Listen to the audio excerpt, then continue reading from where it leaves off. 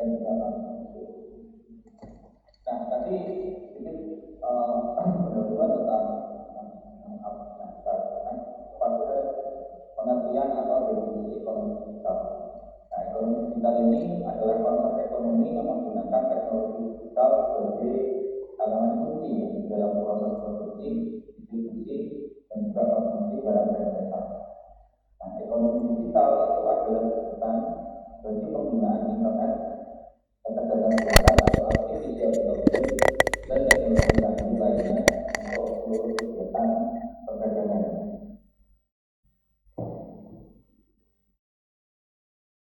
Nah, mengacu pada organisasi dunia G20, yaitu organisasi dunia internasional yang melakukan 20 negara dengan perekonomian terbesar di dunia, tambah satu organisasi antar pemerintah supranasional yaitu Eropa yang terbentuk yang awalnya hasil dari anggota EU. Jadi ini adalah negara-negara dengan tingkat pendapatan ekonomi yang cukup tinggi di dunia. Ini G20 menjelaskan bahwa ekonomi digital ini adalah serangkaian kegiatan ekonomi yang kuat mencakup penggunaan informasi dan pengetahuan digital sebagai faktor utama produksi dan jaringan informasi modern sebagai ruang kegiatan yang penting, serta penggunaan teknologi informasi dan komunikasi yang efektif guna mendorong pertumbuhan produktivitas dan optimalisasi struktur ekonomi. Nah, ini menurut saya definisi yang cukup lengkap dan juga komprehensif kaitannya dengan ekonomi digital. Nah, kemudian di dalam perkembangan ekonomi digital ini, Indonesia ini menjadi salah satu negara yang punya potensi besar ya untuk mengembangkan ekonomi digitalnya, di mana menurut hasil riset dari Google dan Temasek 2014 menyebutkan bahwa salah satu hal yang mendukung perkembangan internet ekonomi di Indonesia ini adalah sebenarnya jumlah pengguna internet di Indonesia. Jadi perkembangan digital ini itu dijelaskan bahwa salah satu hal yang menyokong itu adalah banyaknya pengguna internet di Indonesia. Nah, di sini pertumbuhan ekonomi di Indonesia ini kita bisa lihat dari aspek ini ada 5 aspek menjadi ini ya, menjadi pemakai dengan kuatnya ekonomi digital kita yang ada di Indonesia. Nah, yang pertama dari kreativitas. Jadi di kreativitas ini rata-rata angka 20,11 MB. Ini hanya 103 dari 137 dari. Jadi penggunanya banyak, tapi dari sisi konektivitas itu memang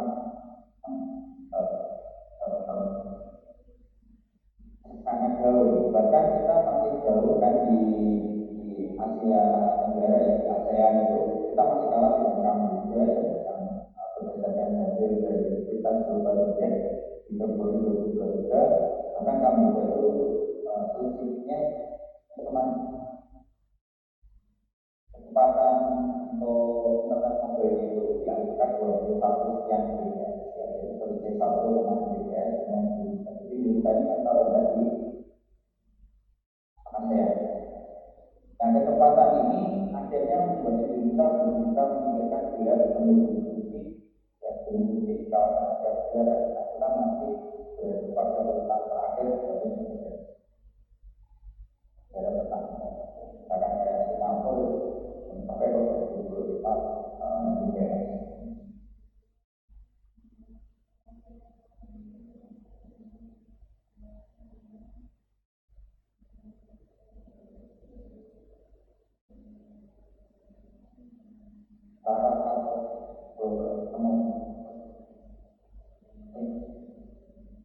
Dan diatur hubungan informasi dan komunikasi seperti itu atau alat bantu dalam menghadapi persaingan perekonomian digital. Jadi masalahnya itu adalah infrastruktur ya dan juga sumber daya manusia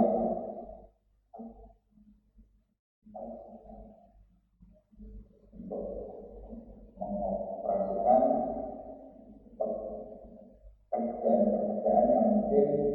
budaya. Nah, dari sosial budaya ini masyarakat Indonesia terbukti juga sudah cukup maju.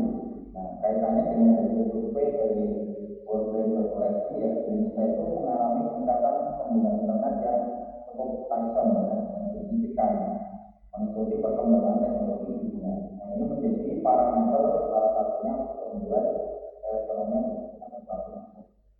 Nah, hasil asosiasi penyelenggara jasa internet Indonesia ya, di tahun 2024 itu pengguna internet di Indonesia itu mencapai 221 juta 563.479 jiwa. Jadi total populasinya itu hampir mencapai 280 juta. Nah, artinya ya, berdasarkan hasil survei ini hampir satu internet satu supaya dua mungkin sekitar 70% total pengguna internet dibandingkan dengan jumlah populasi di Indonesia. Kemudian dari lingkungan hukum di sini untuk menjaga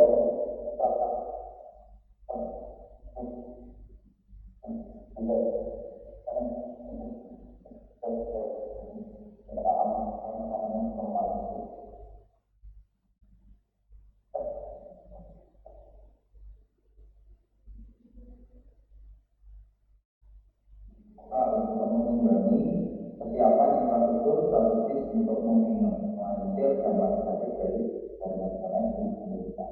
Ya, walaupun mungkin masih ada beberapa kendala dan kelemahan, paling tidak sudah ada satu antisipasi yang sudah dibuat yang perangkat datanya oleh pemerintah. Kemudian yang kelima dari sisi konsumen, ya, dari sisi konsumen, walaupun pengguna internet tadi meningkat ya populasinya hampir di atas 70%, tetapi tidak menjamin banyaknya konsumen itu juga melakukan transaksi digital. Dan ini kenapa? Karena masyarakat Indonesia ternyata itu lebih suka menggunakan internet itu untuk kegiatan bermain game, ya, game online, misalkan, ya, atau juga bersosialisasi melalui jaringan sosial, akan menggunakan media sosial dan selain itu masyarakat masih ada rasa kekhawatiran ya, untuk melakukan transaksi secara online. Nah, ini juga menyebabkan mengapa pertumbuhan ya belanja online itu tidak semakin penggunaan media sosial. Nah, kemudian konsep ekonomi digital ini pertama kali diperkenalkan oleh John Densmore, salah satu founder dari perusahaan yang bidang Bitcoin. Di digital ekonomi di tahun 1995 yang bermakna keadaan sosiopolitik dan sosioekonomi yang memiliki karakteristik sebagai sebuah ruang intelijen meliputi informasi, berbagai akses instrumen, kapasitas dan pemesanan informasi.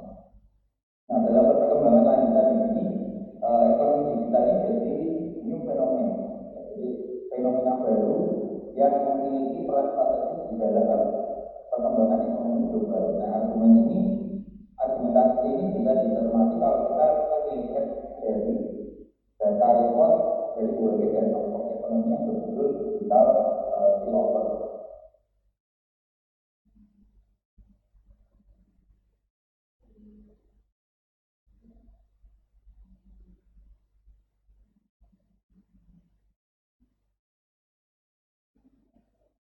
Nah, di sini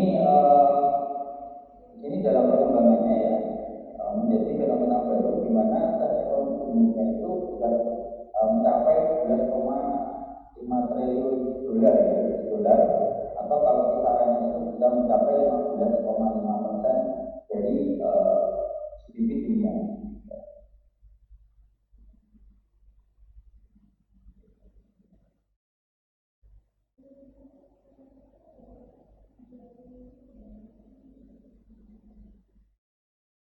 Nah, kemudian pengaruh ekonomi digital di dunia itu apa? Manfaat paling besarnya adalah tentu saja bisa membuka bisnis ya menjadi lebih mudah dan efisien ya, karena biaya operasional akan jauh lebih terjangkau. Nah, itu besarnya kontribusi besar ekonomi digital ekonomi itu ya bisa dicermati dari perdagangan online. Dan di sini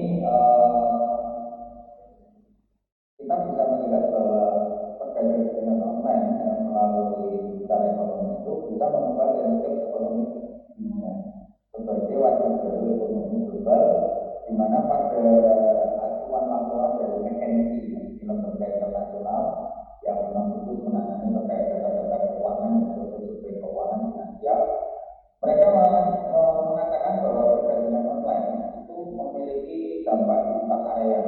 Yang pertama adalah financial benefit. Financial benefit ini tentu saja pada manfaat ekonomi yang cukup luar biasa.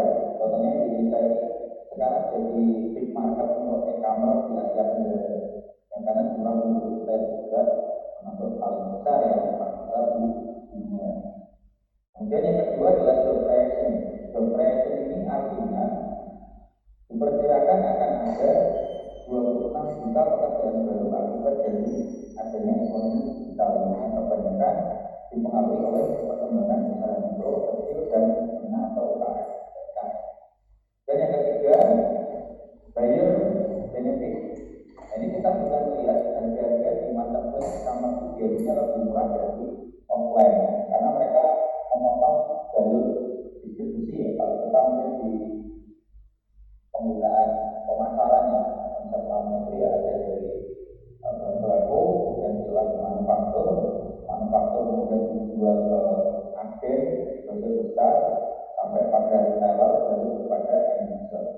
Nah di sini dari e-commerce tadi itu misalkan kalau kita pakai konsep yang C2C ya customer to customer, contohnya kayak Tokopedia, Shopee itu, nanti itu akan memotong value tadi ya, brokernya ditiadakan, tidak ada mediator.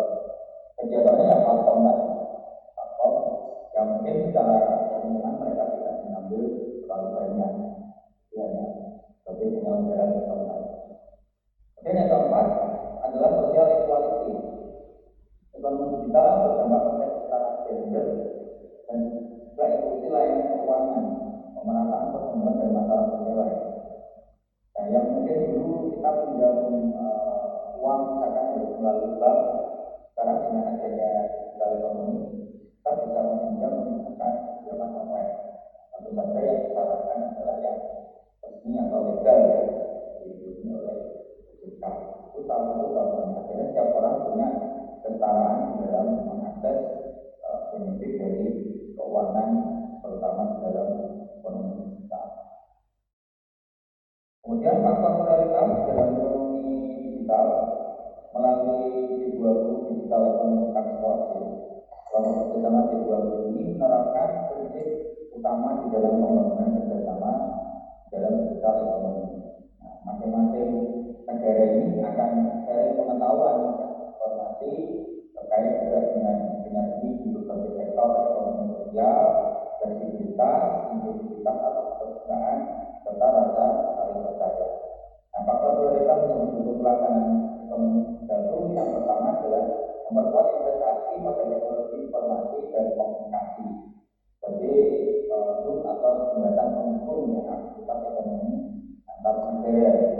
Dan yang kedua mendukung kewirausahaan serta inovasi terkhusus pengembangan pada aktivitas ekonomi yang khususnya pada marketing, customer service yang melindungi lingkungan, kesehatan serta lain sebagainya. Kemudian yang ketiga mendukung perusahaan berbasis e-commerce baik dalam dokumentasi transaksi secara elektronik, ya, pengenalan ciri-ciri digital ya atau biometrik, kemudian ada electronic payment dan juga online payment sebagai sarana untuk memperkuat perlindungan terhadap hak konsumen. Kemudian yang keempat mengembangkan keterbukaan digital ini terkait dengan availability ya, kemudahan akses terhadap individu dalam memanfaatkan digital ekonomi untuk meningkatkan produktivitas dan juga nilai kompetitif atau daya saing. Dan yang kelima mendukung UMKM kaitannya dengan meningkatkan kinerja perekonomian dengan penyediaan akses teknologi yang mudah dan terjangkau.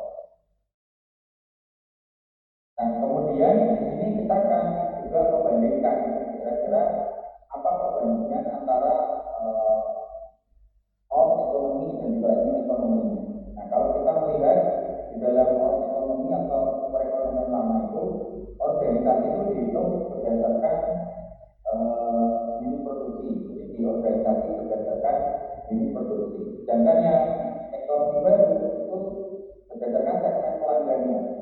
Jadi sudah pada targetnya langsung. Jadi kalau kita ekonomi itu kan kita berbarang dulu berjual. Tapi kalau yang ekonomi baru dia menyasar pada segmennya. Itu kebutuhannya apa? Lalu kita coba penuhi. Kemudian yang kedua, ekonomi lama fokusnya pada transaksi menghasilkan laba. Sedangkan ekonomi baru fokusnya pada nilai masa hidup pelanggan. Karena produk itu kan pasti akan mengalami masa ini ya, dalam bentuk produk ya, dari pengenalan, kemudian dia tumbuh sampai maturity tahap dewasa, sampai yang terakhir dia adalah decline, tidak bisa bersaing lagi misalnya. Kemudian yang ketiga, perekonomian lama fokusnya pada sektor keuangan, kalau yang baru pada sektor pemasaran, ya, jadi tentang penjualan, tidak fokus pada finansial. Karena kalau kita tahu di dalam keuangan itu banyak aspek yang bisa dilihat.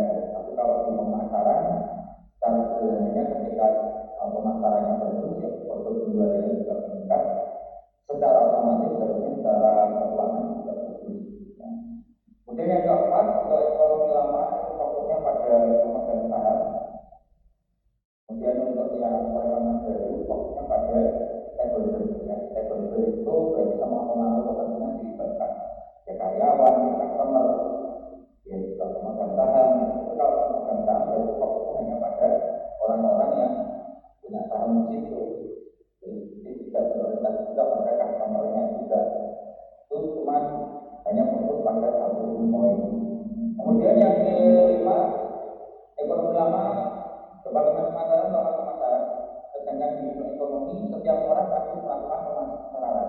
Ya, jadi makanya sekarang perusahaan-perusahaan kayak bank ini ya, hampir semua karyawannya juga di apa istilahnya itu kayak diusahakan untuk bisa memasarkan produk yang mereka miliki. Nah, kemudian yang keenam, yang lama membangun merek melalui iklan, kalau yang baru membangun merek melalui kinerja. Ya, kalau kinerja itu berarti kita menunjukkan perform yang bagus sehingga orang akan melihat kinerja menjadi bagus. Istilahnya adalah brand image. Ya. Kemudian yang ketujuh, fokus pada mendapatkan pelanggan. Kalau ekonomi, kalau ini ekonomi fokusnya adalah mempertahankan pelanggan yang pada segmen yang nomor satu tadi. Yang kedelapan, tidak ada ukuran kepuasan di ekonomi lama. Sedangkan di ekonomi baru mengukur tingkat kepuasan dan bertahannya pelanggan. Jadi selalu ada survei. Ya, di produk itu tidak selesai pada kita bisa menjual ya, tetapi after sales-nya itu juga diperhatikan. Nah, ini yang kadang mungkin dilupakan ya dalam kita sebagai pengusaha atau sebagai produsen. Kemudian yang perekonomian lama yang besar penyerahan kecil. Jadi mungkin iklannya terlalu bombastis ya, tapi pelaksanaan implementasinya beda. Tapi kalau ekonomi baru itu dari kecil penyerahan besar. Ini kurang lebih perbedaan antara ekonomi dan ekonomi.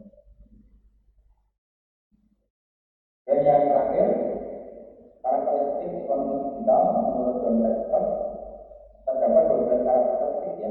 Yang pertama adalah knowledge ya. Sekarang kalau yang dibutuhkan perusahaan itu adalah knowledge ya, individu, pengetahuan itu dianggap sebagai sumber penting. Kenapa? Karena knowledge ini adalah value dari perusahaan dalam menciptakan produk dan jasa. Jadi SDM itu sangat dihargai sebagai aset atau capital. Nah, kalau dulu mungkin kita ya fokusnya pada tanah, gedung, dan bangunan. Kemudian yang kedua adalah digitalization, jadi serba digital. Penawaran produk itu semakin mudah dengan adanya digital. Kita mencoba mengkonversi format analog dalam format digital untuk mengurangi biaya-biaya yang akan timbul akan sistem. Yang awalnya mungkin harus dicetak, sekarang kita bisa pakai format JPEG atau gambar digital ya untuk meminimalisir biaya menggunakan biaya.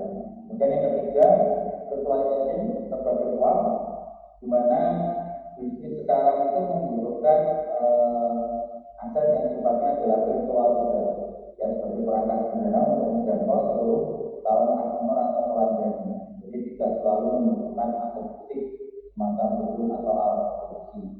Dan dunia maya kita sebut sebagai virtualisasi. Nah, harapannya ya orang itu bisa berhadapan dengan pelanggannya ya perusahaan itu melalui platform digital ya, misalkan menggunakan situs internet model B2C misalkan bisnis to consumer. Yang keempat adalah molecularization atau menjadi molekul kecil. Organisasi bisa survive dan berhasil di era ekonomi digital kalau dia bisa menerapkan konsep molekul. Nah, apa itu molekul? Sistem di mana organisasi dengan mudah beradaptasi di setiap perubahan dinamis lingkungan sekitar perusahaan.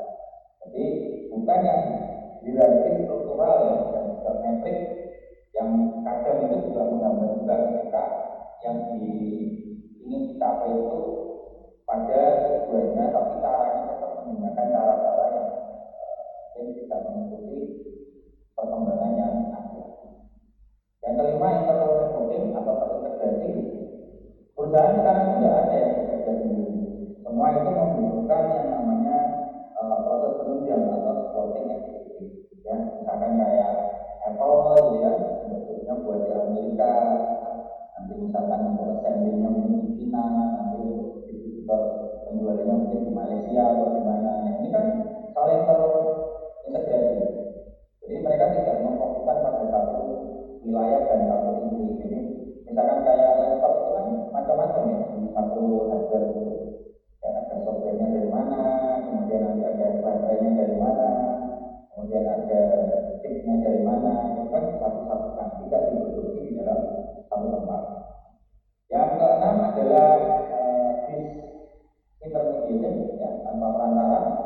Tadi sudah saya jelaskan ya, dengan adanya digital ini peran mediator akhirnya juga ini ya apa tidak terlalu penting lagi ya, berkurang karena mereka sudah langsung dijembatani oleh yang namanya platform. Yang kedua, konvergen. Kunci sukses internet adalah kemampuan kualitas konversi tiga sektor, apa saja, computing, communication, dan konten. Nah, kalau ketiga cara itu dimiliki, dikuasai, maka perusahaan itu bisa menjalankan bisnis secara sukses. Yang kedelapan adalah innovation, terobosan baru, di mana aktivitas internet bisnis itu 24 jam, bukan 8 jam lagi seperti layaknya perusahaan di dunia nyata. Nah, sehingga keunggulan kompetitif ini sangat sulit dipertahankan mengingat apa yang dilakukan seseorang atau perusahaan internet lain bisa juga yang namanya ide atau diplagiat. Sehingga inovasi secara cepat dan terus-menerus dibutuhkan agar perusahaan bisa bertahan. Ya, makanya perusahaan yang sukses itu biasanya yang bisa berinovasi terhadap produknya. Kemudian yang ke-9, consumption, produsen sekaligus konsumen. Di era ekonomi kita saat ini, batasan produsen dan konsumen itu menjadi kabur. Ya. Akhirnya individu itu bisa menjadi produsen sekaligus konsumen yang bersangkutan dikategorikan sebagai prosumer. Ya. Contoh nih, saya beli di e-commerce A misalnya, tapi saya juga menjual barang di e-commerce A. Itu artinya saya sebagai produsen, saya juga sebagai konsumen. Kemudian yang ke-10, imediasi, serba seketika. Di dunia maya itu tidak ada yang memilih seperti apa. Kalau ibarat ya, cheaper, better, faster. Yang murah, yang bagus, yang cepat. Ya, dibandingkan dengan perusahaan lain.